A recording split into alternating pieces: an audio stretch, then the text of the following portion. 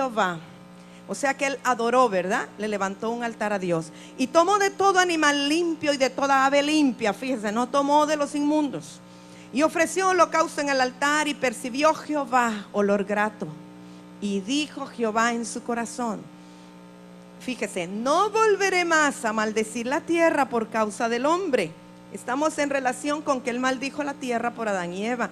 Pero ¿por qué razón ahora dice Jehová no volveré a maldecir la tierra?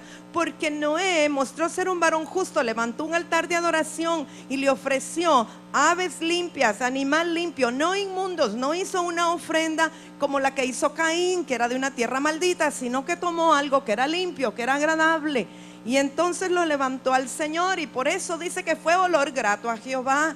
Y dijo que no volvería a maldecir la tierra por causa del hombre. Esto es muy importante, se lo puse en rojo.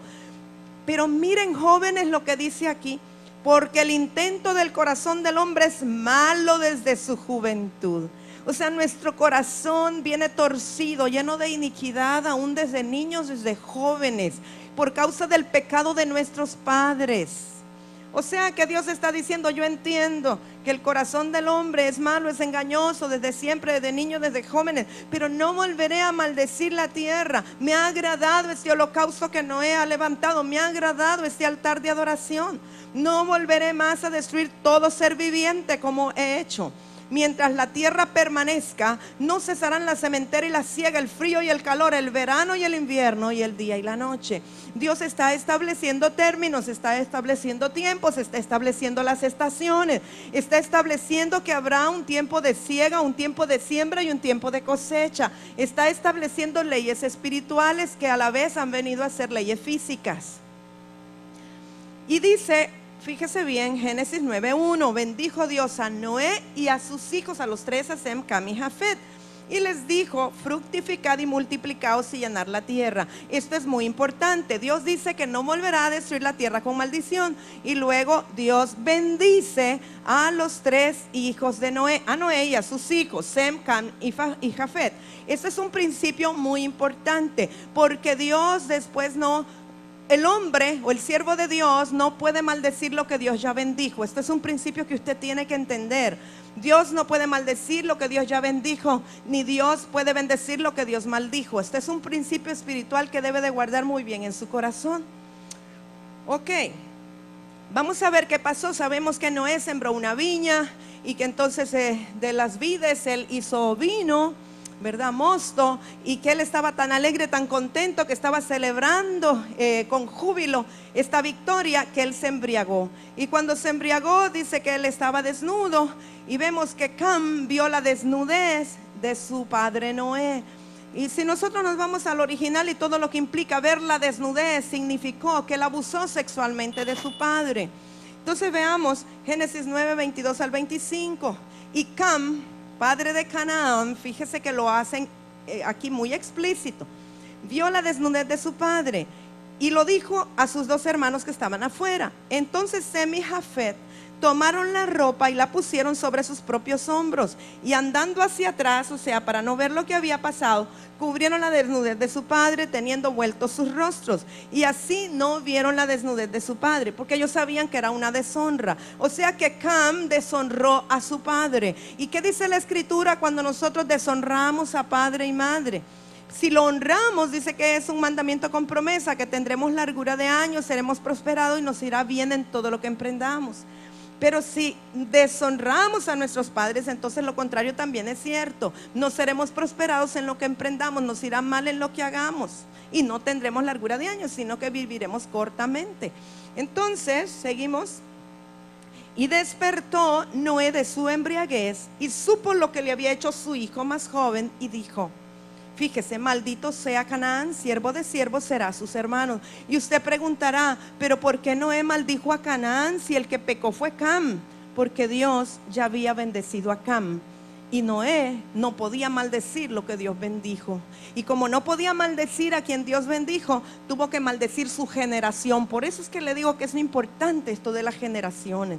Entonces Noé tenía que maldecir porque lo había deshonrado su hijo, pero él no podía maldecir a su hijo, entonces tenía que maldecir al nieto.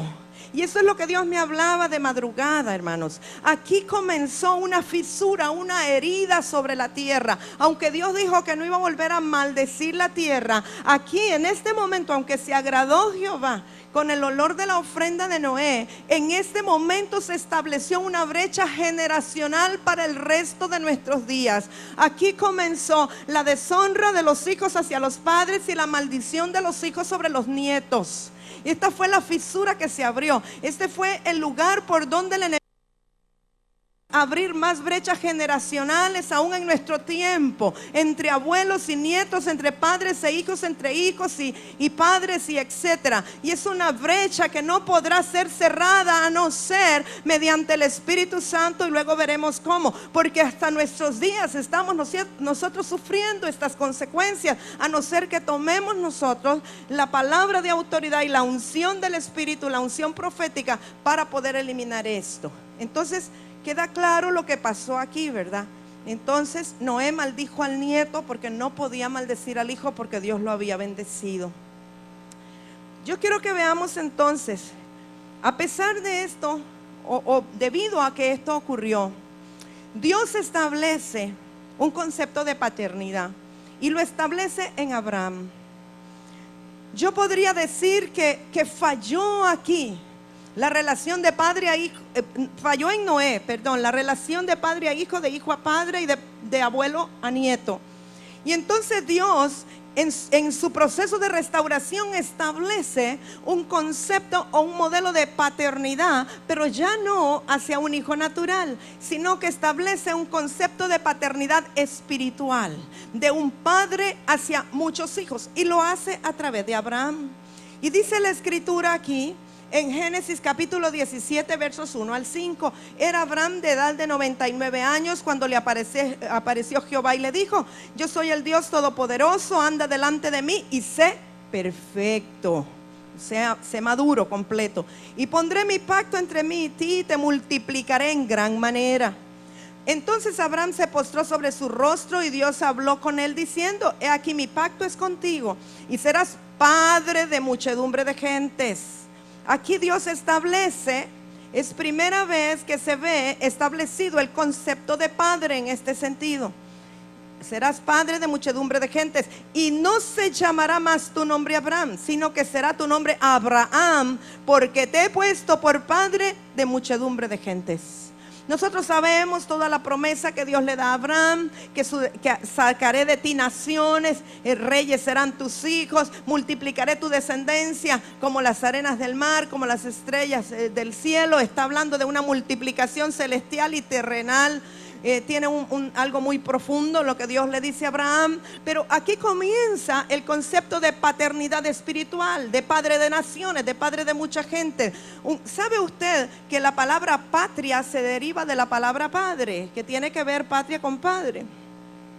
Entonces aquí se establece con Abraham este concepto de paternidad. ¿Por qué? Porque había fallado la relación de padre natural a hijos. Entonces de la palabra padre de Abraham se deriva también el concepto de patriarcas, viene de padre también. Abraham es padre de Isaac, Isaac es padre de Jacob, y Jacob es padre de los 12 o de los que son luego los patriarcas de las tribus. Todos estos constituyen los patriarcas. Los 12 más los otros 2, 14 son los que nombramos como patriarcas. Si algunos incluyen a David como patriarca, puede ser que sean 15. Pero cuando hablamos de los patriarcas, hablamos de todos ellos. De hecho, cuando un israelita se refiere a su Dios, dice el Dios de Abraham, de Isaac, de Jacob y de todo Israel, o sea, de las 12 tribus. Porque ese es el concepto de ellos de padre, de paternidad, o de donde se desprende el concepto de padres e hijos. De allí vienen los patriarcas. Entonces, dice en Hechos, en el libro de los Hechos, no sé si era verso 3, olvidé poner la cita, pero en Hechos dice: y le dio el pacto de la circuncisión, y así Abraham engendró a Isaac y le circuncidó al 8º día, e Isaac a Jacob y Jacob a los 12 patriarcas. Creo que es Hechos capítulo 3, pero puedo buscarle luego la referencia, o si alguien la busca y me la da, pues la enunciamos aquí. Pero esto solamente para que vean que en la escritura, aún en el nuevo pacto, se está mencionando a ellos como patriarcas, y se persevera en la iglesia primitiva con el concepto de padres. ¿Estamos de acuerdo hasta aquí, verdad? ¿Sí? Alaba a Dios, los oigo muy serios. Ok. O quizás era Hebreos 3, hermano. Tal vez no es Hechos sino Hebreos, pero quien lo tenga le voy a agradecer. Bien, entonces ya tenemos el concepto de padres, de patriarcas. Usted busca en la concordancia patriarcas en Hechos o Hebreos y lo va a encontrar rápidamente y usted me lo da. Bueno, entonces teníamos el concepto de padres en Abraham y luego en los de las 12 tribus, pero el pueblo de Israel se desenfrenó y no siguió la enseñanza de sus padres o de sus patriarcas. Se alejó de la enseñanza de la ley y del temor de Dios. Y se fueron en pos de otros dioses, en pos de ídolos. Por lo que Dios tiene que levantar profetas en aquel tiempo, en el antiguo pacto. Y entonces Dios levanta a los profetas para traer orden al pueblo, para llevarlo a la verdad. Dios levanta profetas como Samuel, Jeremías, Isaías, Nehemías, Daniel, Oseas, Miqueas, Eliseo, Nahum, Esdras, Débora, la profetisa, todos los profetas que nosotros vemos en el antiguo pacto. Dios los levanta, los establece con el propósito de traer un orden, con el propósito de volver el corazón de todo este pueblo de Israel hacia lo que habían enseñado en la ley y los profetas, hacia lo que habían enseñado los patriarcas, hacia las raíces verdaderas, genuinas del pueblo de Dios.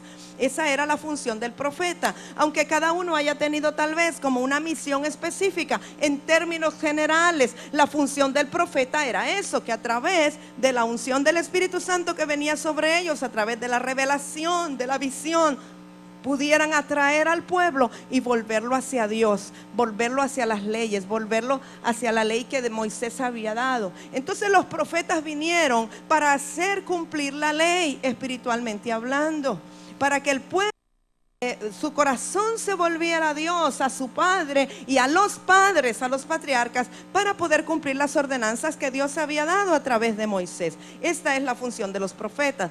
Y yo quiero mencionar particularmente entre estos profetas a Elías, porque en él se menciona específicamente esta función. En Primera de Reyes 18:21, Elías dice: ¿hasta cuándo claudicaréis vosotros entre dos pensamientos? Si Jehová es Dios, seguidle, y si Baal, id en pos de él. Este es un mensaje muy confrontativo, ¿verdad? O sea que Elías no andaba con paños tibios. Ahí Elías no les acomodaba el asunto, sino que les dice: bueno, ustedes decídanse. ¿Van a seguir ustedes encendiéndole candelitas a las vírgenes, a los santos?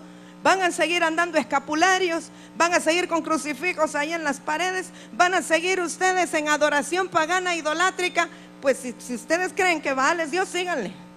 Pero yo creo en un Dios invisible, todopoderoso, que no necesita imagen, que no necesita dibujo aquí en la tierra. Así que ustedes decídanse. Si para ustedes Baal es Dios, síganle.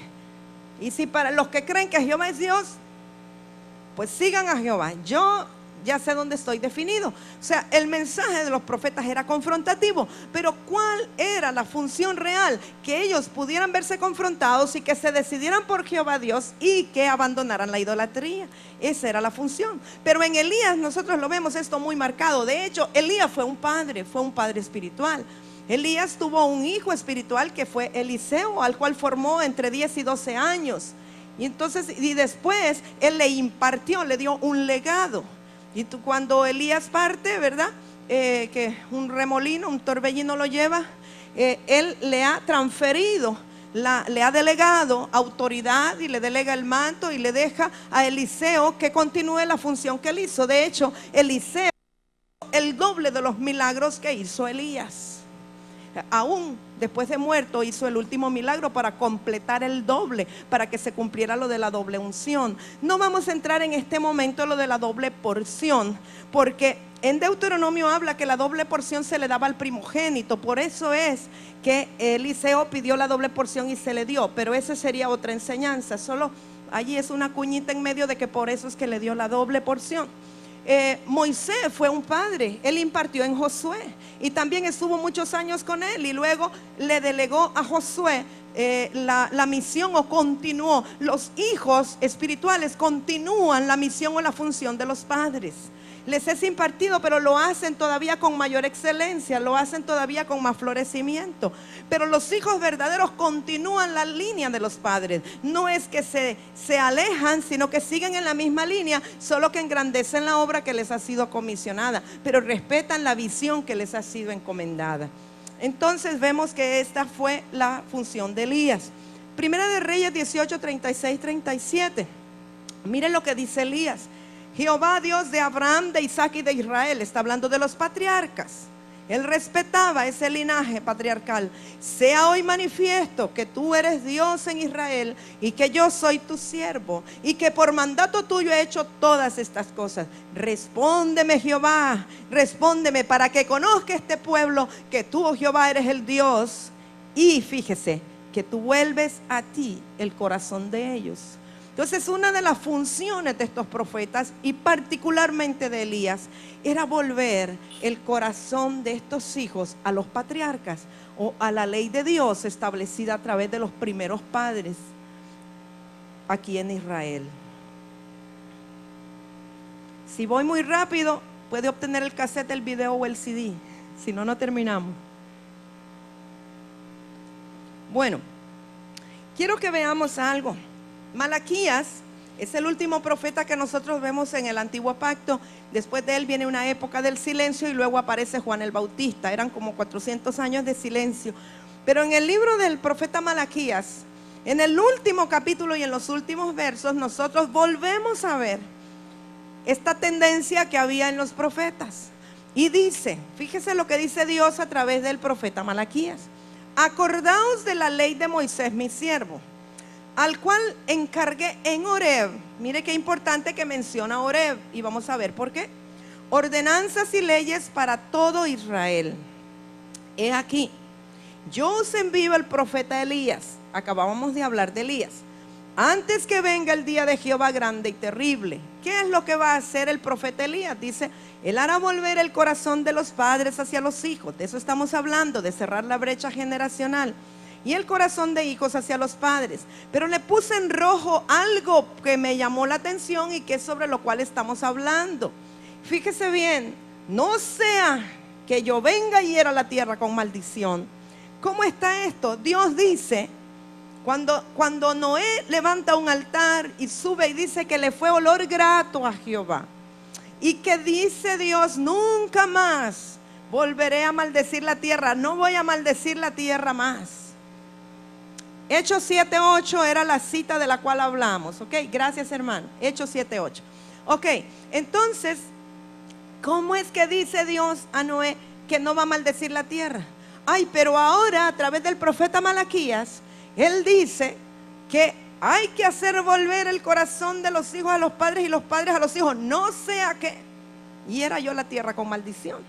En aquel momento, ¿verdad? Dios está agradado con el sacrificio que Noé, o con el altar de adoración que Noé levanta. Es olor agradable para él. Él bendice a Noé y a su descendencia. Pero yo estoy segura, y esto es una revelación por el Espíritu, y no lo tome como dogma ni doctrina, le estoy diciendo una revelación personal, que cuando Cam deshonró a Noé y Noé maldijo a Canaán, se volvió a abrir la brecha y entró la oportunidad de maldición sobre la tierra otra vez, aunque Dios acababa de decir que le era olor grato, porque estaba reunida la familia. Es como que Dios siempre, fíjese, esta es una revelación que espero que llegue a su espíritu. Dios siempre quiso tener familias en la tierra. Dios siempre quiso tener el varón, la mujer y sus hijos que se establecieran en el huerto del Edén. Ese fue el propósito de Dios desde siempre. Pero la mujer desobedeció, el varón desobedeció, y eso no fue posible. Tuvo que sacarlo de la tierra preciosa, hermosa, donde todo era perfecto y verde. Tuvo que sacarlo de aquel ambiente de bendición y felicidad, porque tenía que disciplinarlos como padre bueno que era. Y entonces los mandó a una tierra que estaba maldita, porque tenían que aprender. Pero luego Dios destruye todo aquello. Dice, bueno, borrón y cuenta nueva. Voy a agarrar esta especie, voy a agarrar a esta familia, porque la familia yo la amo y quiero que se multipliquen, quiero que se reproduzcan. Y pone a esta familia de nuevo en una tierra que ya está limpia de todo, ¿verdad? Y dice, ya no la voy a volver a maldecir. Ahora ustedes fructifiquen, sean una familia feliz, hermosa, levanten altar como familia, gócense, bueno, sean bendición, etcétera. Pero inmediatamente entra la discordia entre hijo y padre, padre y nieto. Y entonces Dios dice otra vez, tendré que maldecir la tierra otra vez. Cuando el hombre va a aprender que yo quiero familias constituidas, familias que se amen, padres que respeten a sus hijos, hijos que honren a sus padres, padres que entiendan a sus nietos, cómo entender el hombre. Y viene Dios y envía profetas a ver si el corazón del hombre se puede volver a Dios. Pero al final de los profetas y al final del antiguo pacto, cuando ya Dios dice, realmente hemos fallado en el intento, el hombre no ha podido, dice a través del profeta Malaquías, tendré que enviar el espíritu de Elías, tendré que enviar el espíritu profético, tendré que enviar al Elías en su espíritu en otro profeta. No sea que yo hiera otra vez la tierra con maldición, si es que no se quieren volver los padres a los hijos y los hijos a los padres. Yo entiendo que la palabra no está hablando solo de una familia natural, pero Dios siempre habla en lo natural, como estableciendo un parámetro con lo espiritual. Cuando Dios está hablando de la familia natural, de padres, hijos, abuelos, nietos, Él está también paralelamente hablando de una relación de paternidad espiritual. Está hablando del pueblo de Israel que obedezca las leyes que dieron a través de Moisés y los patriarcas. Está hablando hoy día de hijos espirituales que amen y respeten a sus padres espirituales. Está estableciendo una ley espiritual. Pero eso es tremendo, hermanos, porque antes de que vengan 400 años de silencio, Dios dice a través de este profeta que venga, que tengo que enviar un espíritu profético que pueda hacer volver los padres a los hijos y los hijos a los padres. Porque si esto no se logra, tendré otra vez que maldecir la tierra. Eso es lo que Dios está diciendo.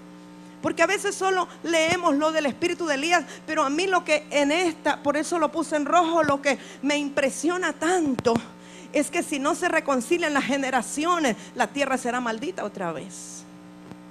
Esto es serio. Y Dios tiene que usar un recurso que Él tenía desde antes de la fundación del mundo, ¿verdad? Fíjese, usted dirá, pero ¿cómo es que? Si usted ve aquí dice, enviaré al profeta Elías. En Malaquías dice, yo envío al profeta Elías. Pero nosotros sabemos que cuando se dio esta palabra, ya el profeta Elías se había ido. El carro de fuego había venido y él se fue a un remolino, torbellino, como lo quiera llamar. Hacía años. Entonces vamos a ver. En el 910 antes de Cristo fue que Elías estaba confrontando a Israel.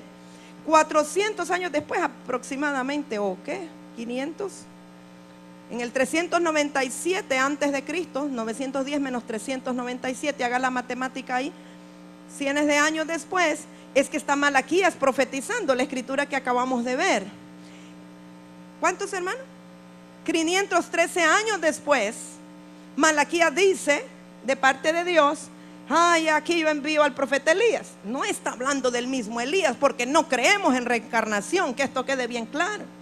No estamos hablando de que Elías iba a reencarnar en otro, no. Está hablando de un espíritu profético, está hablando de una unción, está hablando de un género profético. O sea que 513 años después el profeta Malaquías está profetizando de Elías que ya se fue. O sea que obviamente está hablando de un espíritu profético que volverá. Y 30 años después de Cristo, Juan el Bautista viene y confronta a Israel. Nosotros creemos, no solo por revelación, sino porque la escritura lo confirma y porque Jesús mismo lo dijo, que Juan era aquel espíritu de Elías que él dijo que tendría que enviar. O sea que lo enviaba con la misma misión confrontativa que un día envió al profeta Elías. Juan el Bautista en Lucas 1, 16, 17, que el pastor Jimmy lo tocó el día sábado por la mañana.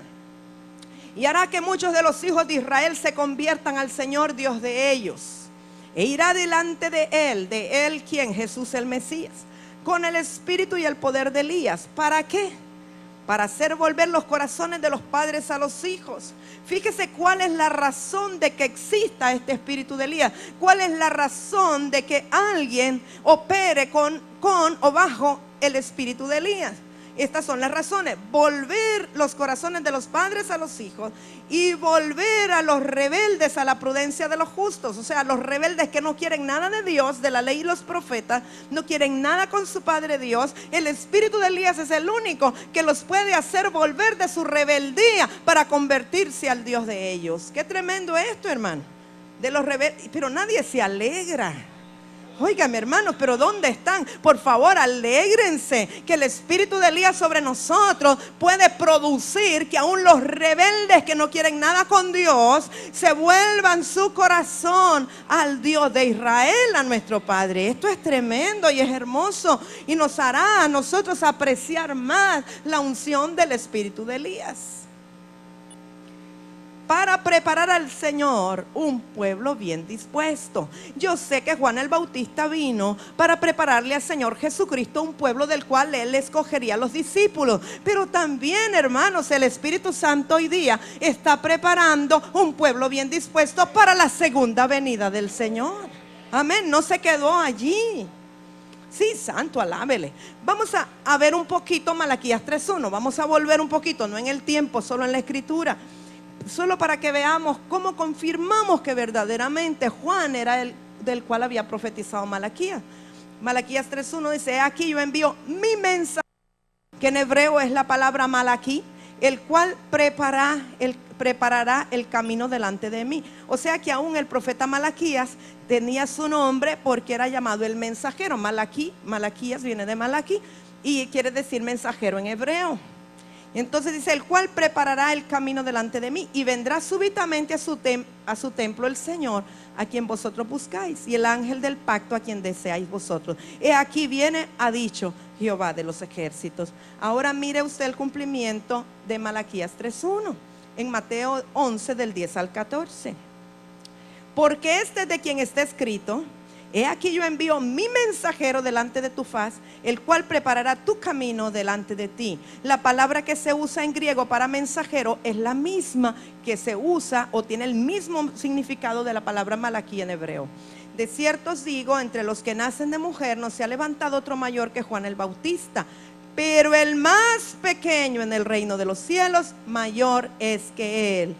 Desde los días de Juan el Bautista hasta ahora el reino de los cielos sufre violencia y los violentos lo arrebatan, porque todos los profetas y la ley profetizaron hasta Juan, y si queréis recibirlo, él es aquel Elías que había de venir. Yo aquí quiero hacer una pausa para poner un fundamento. Lo he dicho varias veces, pero tal vez algunos no lo han escuchado, y quiero que esto quede bien establecido. De los nacidos de mujer, Juan el Bautista fue el mayor. Eso quiere decir que Juan el Bautista todavía está considerado entre los profetas del antiguo pacto.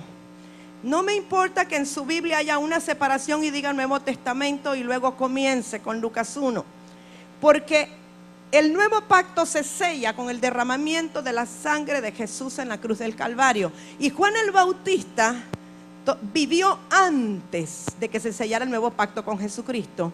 Juan todavía es de los profetas del antiguo pacto, aunque estaba profetizado desde antes que vendría para preparar el camino al Mesías. Por eso se dice que de los nacidos de mujer, o sea, de los que han sido engendrados por simiente de varón, Juan el Bautista es el mayor de los profetas del antiguo pacto. Eso me está abriendo a mí un camino y una revelación de que el Espíritu Santo, después de que Jesucristo selló el nuevo pacto con nosotros, subió a los cielos, está a la derecha del Padre y envió a su Espíritu Santo a nosotros. Eso nos abre a nosotros el camino de que nuestros llamamientos, nuestros ministerios, que son de ascensión, porque Jesucristo los constituyó después de haber bajado a ultratumba, subió y dio dones a los hombres, dones ministeriales, son dones de ascensión, fueron en resurrección después de sellar el nuevo pacto. Entonces nosotros somos engendrados del Espíritu, no somos nacidos de carne y sangre, somos engendrados del Espíritu de Dios con un llamamiento ministerial de ascensión a un nivel superior que el de Juan el Bautista. Por eso dice aquí que el más pequeñito del reino. ¿Quiénes aquí son del reino? Los que están estudiando Juan capítulo 3, lo que le dijo Jesús a Nicodemo, somos del reino.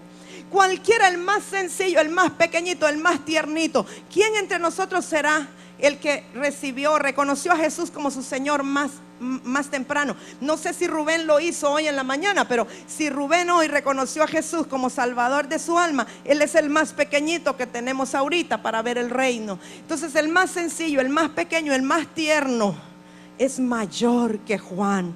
¿Puede usted captar eso en su corazón, hermanos? Cualquiera que diga, yo estoy bien tiernito, yo apenas estoy empezando en las cosas de Dios, ¿verdad? Entonces ese pequeñito es más grande que Juan. ¿Sabe por qué?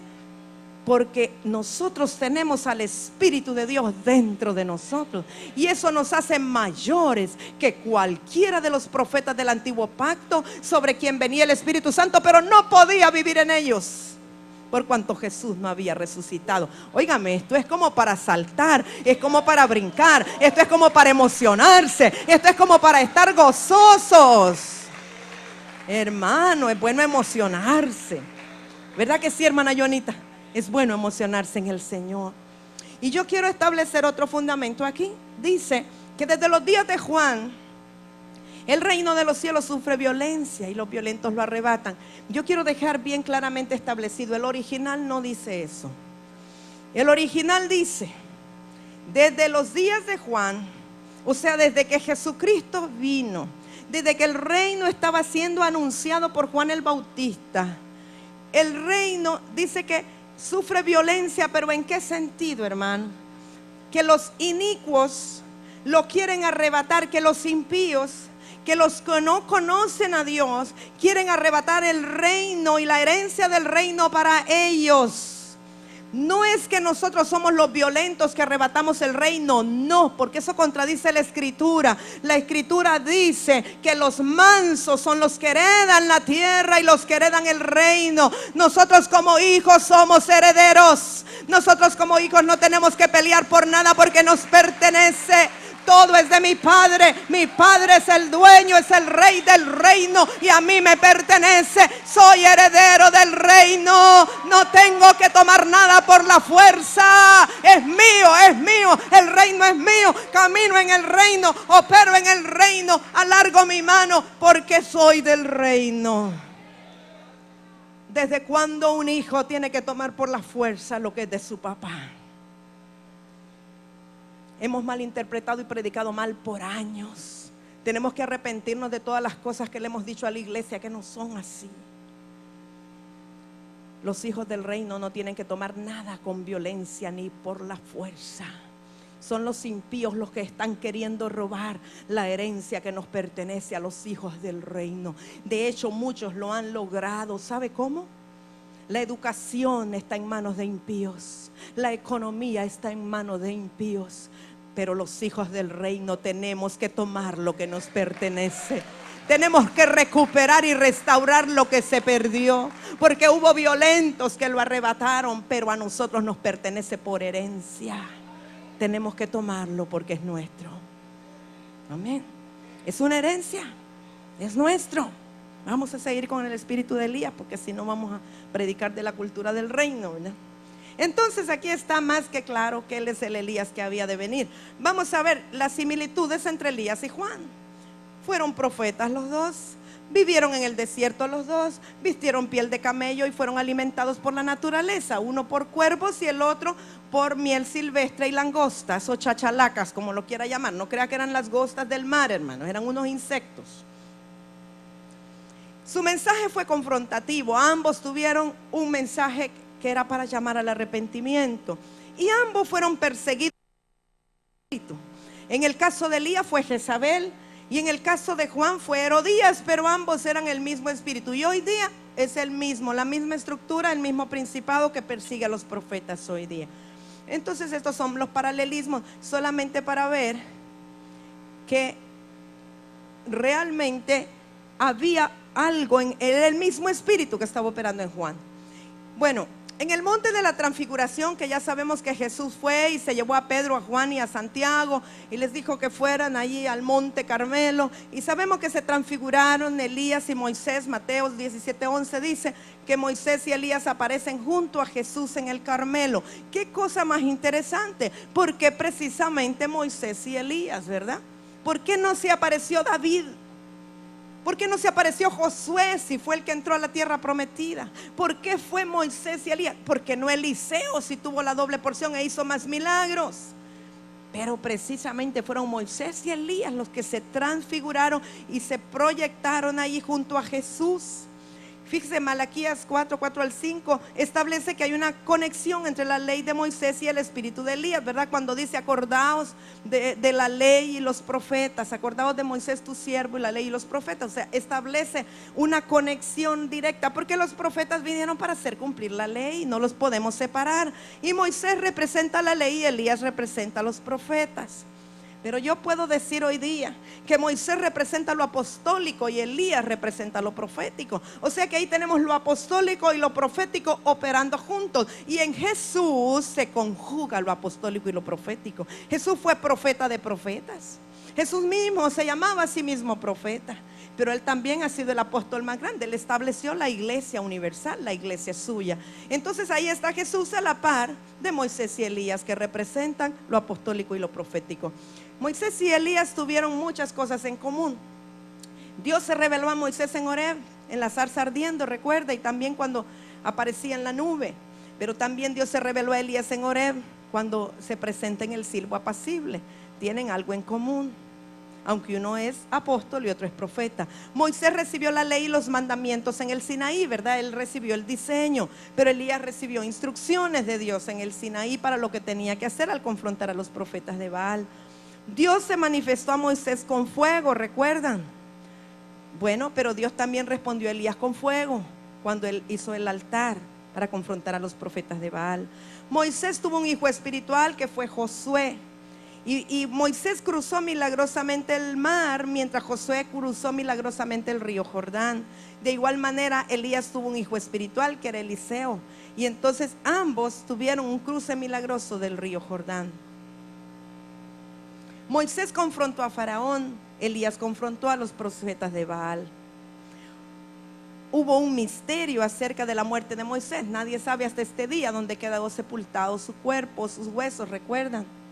Y también hubo un misterio acerca del traslado de Elías. Por eso es que estos dos fueron los que se transfiguraron, porque probablemente no fueron, o casi con seguridad no fueron enterrados ni sepultados, sino que fueron traspuestos, no hubieron muerte. Eso es un misterio, ¿verdad? Moisés y Elías se conjugan en Jesús. Le estoy tirando muchas pildoritas ahí, ¿verdad? Demasiadas. Moisés y Elías representan la ley y los profetas conjugados en Jesucristo, ya lo dijimos. Moisés libertó al pueblo de la esclavitud, pero Jesús no libertó. Elías volvió a Israel al Padre y Jesucristo reconcilió a los hombres con el Padre. Qué tremendo, hermanos. En Jesús se conjuga la ley y los profetas. Él vino para reconciliar la humanidad con el Padre. Si Jesús no hubiese venido, todavía estaríamos reñidos, peleados con el Padre, alejados de la ciudadanía de Dios. Pero Jesucristo lo hizo. Él mismo fue la reconciliación. Jesús fue un profeta restaurador, lo vemos a través de su ministerio. Esto último lo he querido conjugar, hermanos, porque aquí hay un seminario de como de 5 días en lo que estamos hablando rápidamente. Jesús era profeta. Después usted puede buscar las citas bíblicas: Deuteronomio 18:15, Mateo 13:57, Juan 4 del 7 al 29 y Hechos 3:22. Mateo 21 del 10 al 11 dice: cuando Jesús entró en Jerusalén, toda la ciudad se conmovió diciendo: ¿quién es este? Y la gente decía: este es Jesús, el profeta de Nazaret de Galilea. O sea, todo el mundo lo reconocía como un profeta. Jesús volvió a los hombres al Padre, reconcilió a la humanidad con Dios. Hablemos un poquito de restauración. Jesús no estaba interesado en restaurar la sociedad teocrática de su tiempo. De hecho, cuando Él está ascendiendo y los discípulos le dicen: Señor, ¿restaurarás el reino de Israel cuando vengas? Él no les contesta nada del reino ni de restauración, de ese reino que ellos están hablando, que es natural. Él les da una respuesta espiritual y les dice: pero recibiréis poder cuando venga sobre vosotros el Espíritu Santo. Entonces me seréis testigos. Y entonces Él está hablando de la restauración del reino. Está hablando del poder de Dios para establecer el reino sobre la tierra. A Él no le interesaba el reino natural de Israel, porque el reino natural, la restauración de todo reino natural es una consecuencia de la restauración espiritual. Por eso dice que primeramente busquemos los diseños de Dios del reino y la justicia de Dios, y entonces será establecido todo lo demás en la tierra, o será añadido, como dice la Escritura. Jesús dirigió a sus discípulos a pensar en términos del Espíritu Santo, no en términos de armas naturales ni de estrategias naturales y humanas. El Espíritu Santo es el que nos da el poder necesario para la restauración, no es un poder natural. La restauración física del reino de Dios pues está reservada por el último tiempo. Ahora nos incumbe y nos interesa nuestra realidad hoy día. Nosotros como iglesia, yo estoy segura y convencida que todo lo que fue profetizado en el antiguo pacto se tenía que cumplir en el nuevo. Algunas cosas ya se cumplieron y están escritas, pero hay otras que están por cumplirse o están cumpliéndose.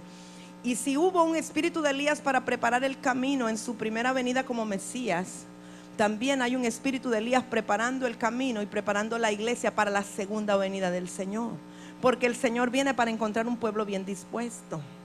Y el espíritu de Elías, hermanos, tiene mucho que operar todavía. ¿Usted cree que si el Señor viniera ahorita y encuentra todas las discordias que hay en los hogares, hijos rebeldes, hijos malcriados con los padres, padres que golpean a los hijos, ¿usted cree que podría ser esa la iglesia bien dispuesta? Estoy hablando de lo que ocurre dentro de la iglesia, no estoy hablando de lo del mundo.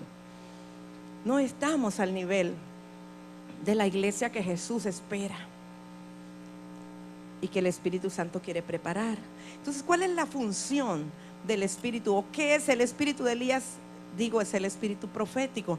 Por eso Dios está levantando iglesias proféticas. Por eso es necesario que la iglesia quebrante toda religiosidad, quebrante toda estructura, todo esquema. Que la iglesia no haga las cosas rutinariamente como aprendimos de Roma, como aprendimos del antiguo pacto.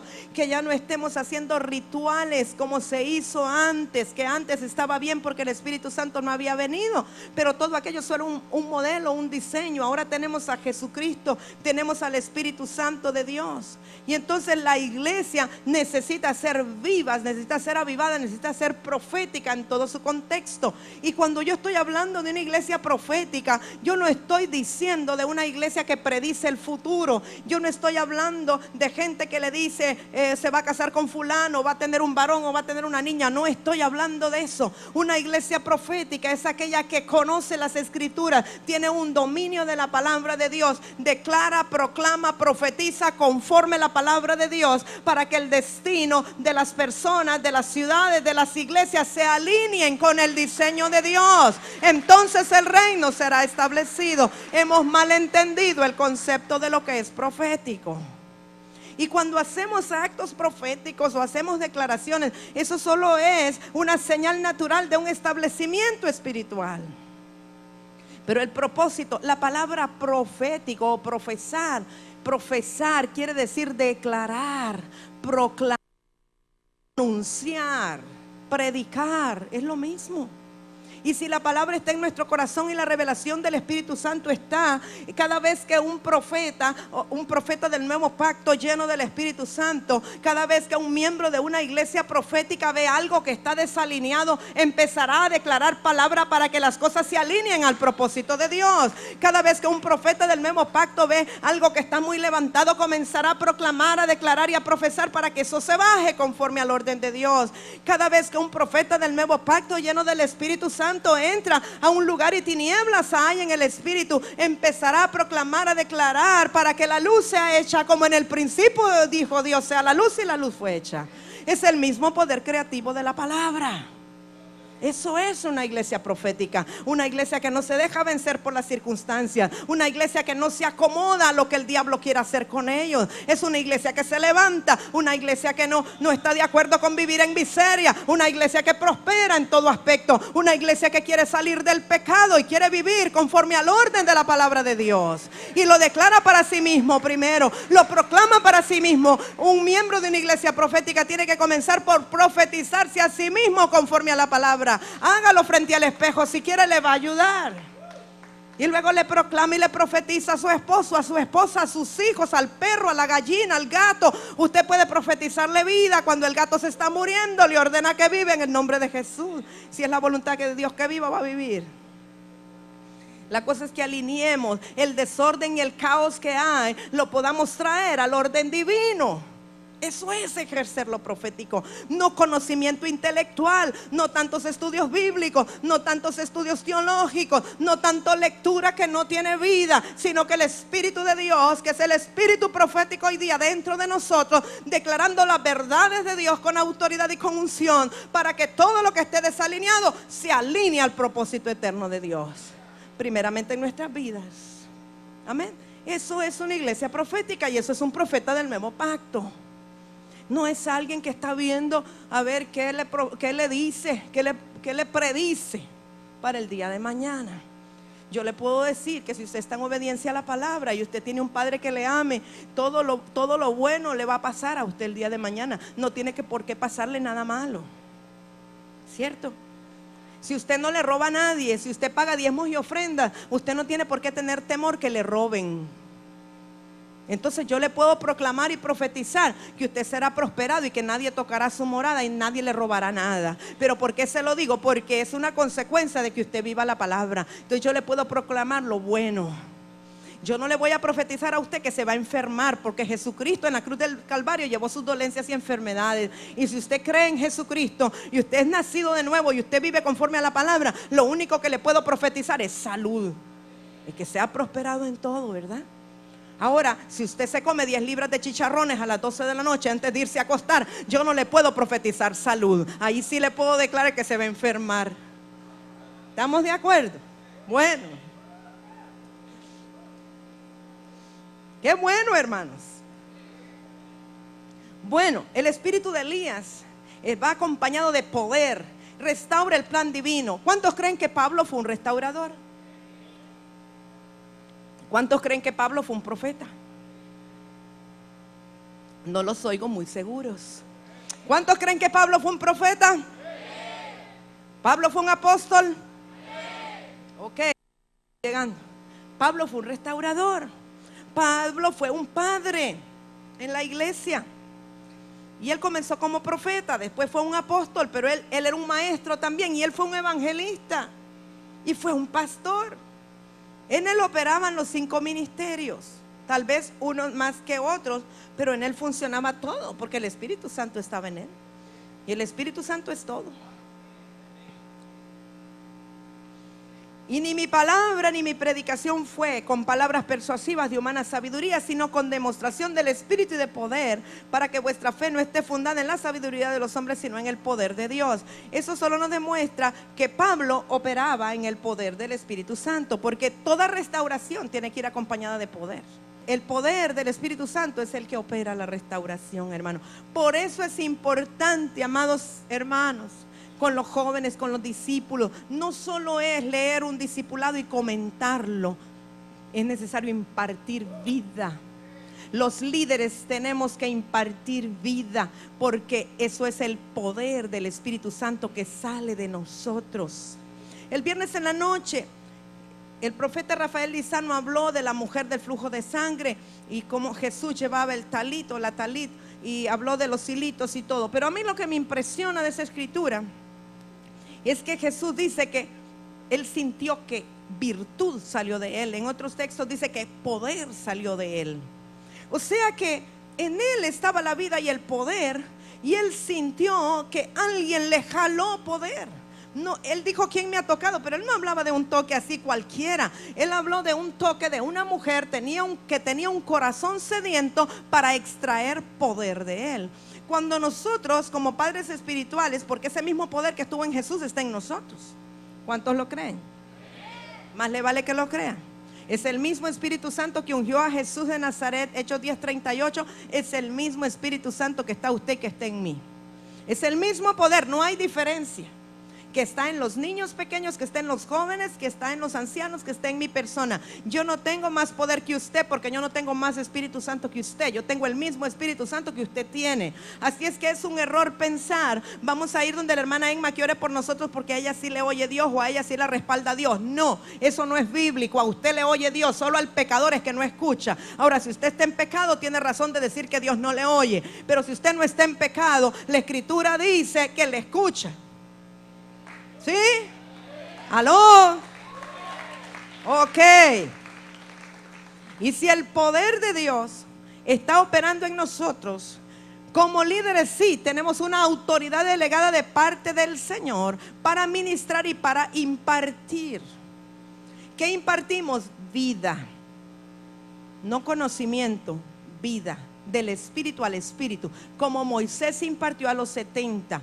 Dios tomó del espíritu de Moisés y puso en ellos. Entonces, eso que impartimos es poder, es poder, es poder. Pablo fue no solo con vana sabiduría o con palabras persuasivas. Él fue con la demostración del espíritu y del poder. ¿Qué era lo que cambiaba a la gente? El poder. La palabra sin poder no hace mucho. Y todo aquel que viene y se acerca esperando de recibir de Dios, va a recibir. La unción que estaba en Jesús está en usted hoy. Cuando yo le puse el ejemplo de Jesús con el talit, no quiero decirle con eso que es que yo ando el talit y que me va a jalar hoy y me va a dejar sin el manto este. No, lo que le quise decir es que en cada uno de ustedes está ese mismo poder que estuvo en Jesús, porque el Espíritu Santo que estaba en él está en ustedes también. Y usted mismo puede sacar poder de allí. Está dentro de usted. Usted puede usarlo. Aquella mujer no tenía el poder por cuanto Jesús no había resucitado y el Espíritu Santo no estaba en ella. Pero usted sí ha recibido al Espíritu Santo con el poder de la resurrección. Por tanto, usted mismo puede sacar poder que está dentro de usted. Amén. Bueno. Y los líderes lo que tenemos que hacer, lo que hizo Pablo, avivar los dones, avivar, impartir para que sean agitados y activados los dones. Aquel que tiene duda, aquel que no tiene fe, sea ayudado a su incredulidad, sea activado por fe, todos los dones, todo el potencial, todo el poder que está en ellos, para enseñarles a depender directamente del Señor, no de un líder, porque eso puede convertirse en control y manipulación. Que toda la gente dependa del líder. Usted se imagina 300 personas haciendo cola para que uno ore por ellos cada domingo. ¿Por qué? Si el mismo Espíritu de Dios está en ustedes. Ahora, el que viene que no conoce a Jesús, sí hay que orar por él. Y orar para que rapidito, mire, sea lleno del Espíritu Santo y comience a operar en los dones. Y comience a recibir del poder de Dios. ¿De acuerdo? Así la iglesia crecerá y así la iglesia se multiplicará y la unción se multiplicará. Entonces los profetas de hoy día, hermanos, el Espíritu Santo es eterno. El Espíritu Santo que estuvo en Jesús es el mismo que está en nosotros. El Espíritu Santo está ungiendo profetas hoy. Y ya dije y describí lo que es un profeta hoy. Las características de los antiguos profetas, fíjese bien lo que esta pildorita que le estoy tirando. Las características, mejor debería de decir, de cada uno de los profetas del antiguo pacto, están presentes todos en cada verdadero profeta hoy día. Es decir, en el antiguo pacto habían como especialidades. Y el Espíritu Santo ungía a uno para esto y ungía al otro para esto y al otro para esto. Pero el Espíritu Santo tiene todas esas características con las cuales ungió a diferentes profetas. Entonces hoy día ese Espíritu Santo y el Espíritu profético que está dentro de nosotros tiene todas esas facetas y todas esas características que pueden ser utilizadas según sea la necesidad. Porque el Espíritu Santo es completo. El Espíritu profético hoy prepara el camino para la segunda venida del Señor. Vuelve a los hombres al corazón del Padre, que estos días con los jóvenes hemos estado hablando del corazón del Padre. Produce reconciliación entre padres e hijos, nietos y abuelos, basados en lo que hablamos de Malaquías. Produce reconciliación entre las generaciones. El Espíritu profético hoy se hará presente a través de muchos miembros del cuerpo, no de uno. de muchos miembros, de un cuerpo de muchos miembros. Los padres espirituales necesitan impartir, los que operan bajo el espíritu profético, engendran e imparten a sus hijos de ese género profético. Dios puso, hablamos del espíritu de Moisés en los 70 ancianos, ¿verdad? Y lo mismo Elías con Eliseo, la doble porción del espíritu, ya lo mencionamos. Jesús lo hizo, Él sopló sobre sus discípulos y los envió, les dijo: recibid al Espíritu Santo, Juan 20, 21 al 22. Esa fue una impartición de vida. Fue lo mismo que Dios hizo sobre el primer hombre cuando hizo el hombre de barro y insufló en sus narices aliento de vida. De la misma manera, Jesús, cuando resucitó, les dijo a los discípulos: recibid al Espíritu Santo, sopló sobre ellos y les impartió vida. Esos eran sus hijos espirituales. Pablo le impartió dones a Timoteo mediante la imposición de sus manos, o los avivó. Elías fue un padre espiritual, no nos vamos a detener mucho en eso, puede verlo en Deuteronomio 21, 17. Elías, fíjese una cosa interesante, Elías fue padre espiritual de Eliseo y de Jehú, pero hay cosas que Eliseo no hizo y que Jehú las terminó, porque Dios le ordenó a Elías que ungiera a Jehú, pero quien lo ungió fue Eliseo. Jezabel persiguió a Elías, sin embargo, quien lo exterminó fue Jehú. Padres espirituales del Nuevo Testamento, el apóstol Pablo fue un padre en la iglesia. Hay varias citas que usted puede buscar: Primera de Timoteo 1:2, Segunda de Timoteo 1:2, Filemón 10. Y él decía: hijitos míos, así les decía a sus hijos espirituales. Gálatas 4:19, Primera de Juan 2:13 demuestran que Pablo era un padre.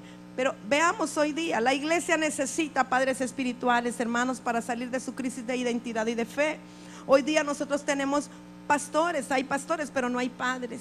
Y cuando digo padres, eso involucra madres también, porque no es por el sexo, porque a veces creemos, cuando estamos hablando de padres espirituales, automáticamente la mente religiosa dice: entonces tiene que ser un varón.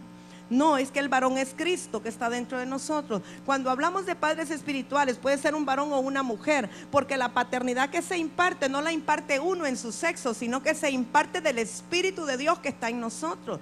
Entonces, una mujer que tiene un llamamiento de padre espiritual puede impartir la paternidad, porque no es por sexo, es el Espíritu de Dios, es Dios el Padre el que se manifiesta, y son llamamientos especiales o específicos, porque no todos son padres. Hay pastores, pero no padres. Hay evangelistas, ¿verdad? Pero no todos son padres. Y eso sería una clase aparte. ¿Qué es un padre? El espíritu profético trae de regreso a la casa del Señor a los hijos pródigos. ¿Qué es un hijo pródigo?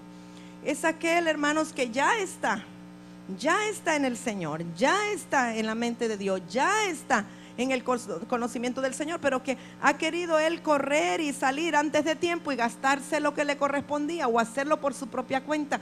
Pero una cosa que hace el espíritu profético es atraer a esos hijos pródigos que se fueron antes de tiempo a querer ejercer su propio ministerio y a querer hacer sus propias misiones y sus propias cosas fuera de una cobertura paternal, porque no les irá bien. Uno no se manda solo, no se envía solo, tiene que ser enviado, hermano, porque uno va enviado con cobertura. Eso es como cuando un hijo o una hija quiere casarse y lo hace como los ladrones o los bandidos, ¿verdad? Que le ponen una escalera, se la roban y se la llevan. No es lo mismo a que el padre la bendiga y la entregue a su esposo. Hay una diferencia en que se vayan solos a que sean enviados, y lo mismo es en la casa espiritual. No prosperará un ministerio que comienza en rebeldía y que empiezan solos sin haber sido enviados con el respaldo, la cobertura, el apellido, si usted quiere llamarlo, espiritualmente, ¿verdad? El espíritu profético hace volver el corazón de los hijos a los padres y de los padres a los hijos. Por eso necesitamos el espíritu profético en nuestras iglesias. Hermanos amados, ¿qué significa volver el corazón de los hijos a los padres? Número uno, que Israel se vuelva a Dios. Estoy hablando del pueblo de Israel, de la nación Israel, que su corazón de verdad está alejado de Dios. Para ellos todavía el Mesías no ha venido, y si usted va a Israel, usted se imagina que se va a encontrar un pueblo muy espiritual, y es tremendo el pecado, es tremendo ver a las jovencitas, jovencitos casi teniendo relaciones sexuales en plena calle. Es tremendo cómo se practican abortos. Mire, Israel ha hecho mucha publicidad sobre lo del holocausto y todas las personas que murieron en manos de los alemanes en el holocausto, pero yo le digo, estadísticamente ha habido más muertes por abortos provocados en Israel que los que murieron en el holocausto. O sea, ellos mismos están matando a su propia gente, a sus propios hijos.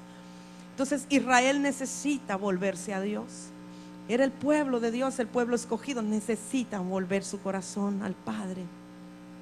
Volver el corazón de los hijos a los padres significa que la iglesia vuelva a los mandamientos de la ley y los profetas del antiguo pacto, ratificados en el nuevo pacto. O sea, los principios espirituales, los principios bíblicos que estaban en la ley y los profetas fueron cumplidos por Jesucristo. Están en Jesús, están en la escritura, en los evangelios. El pueblo, la iglesia necesita volver a esos mandamientos.